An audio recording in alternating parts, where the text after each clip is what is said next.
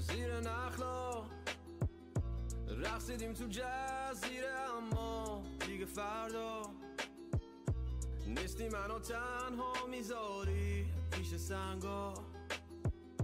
میبینمتون ور دریا، رفتی چرا اون ور دریا؟ تو چه شد معجزه میکرد، حالا شدی موجب این درد. مشکلاتو جرأت دارم مثل تو، نه پشتت نمیگم. مهم نیست که رد بدی یا نه، بگی مثل بچگیامم. ازت دیگه خسته شدم، قرارمون رفت تا قیامت. زیر نخلا رقصیدیم تو جزیره، اما دیگه فردا نیستی منو تنها میذاری پیش سنگا.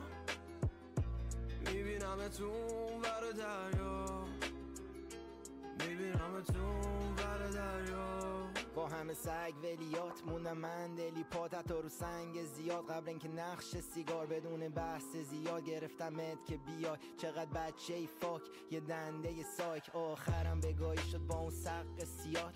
همه درختای این جزیره خشکی دیگه غروب کردیم مثل مسیر خورشید. این خونه دیگه زندونه اسیر گنجیش. میخوام نخلا رو چیکار، تنها اخبار رو نگاه میکنم. برا اشکامم سطلا رو بیار، بودیم عاشق بد معاشر هم تا بمون سائق زد. خدایی تو رابطه بودیم ماها صاحب سبک. دیگه قایقا سوخته، دلا زابرا مونده. با این 2 میل فالوور نمیشه کامنت تا خونده. کروز خوب دیگه شدیم رابینسون، لغزیدیم رفت تموم این پارکینسون. زیر نخلا رقصیدیم تو جزیره، اما دیگه فردا نیستی منو تنها میذاری پیش سنگا. میبینمتون ور دریا، رفتی چرا اون ور دریا؟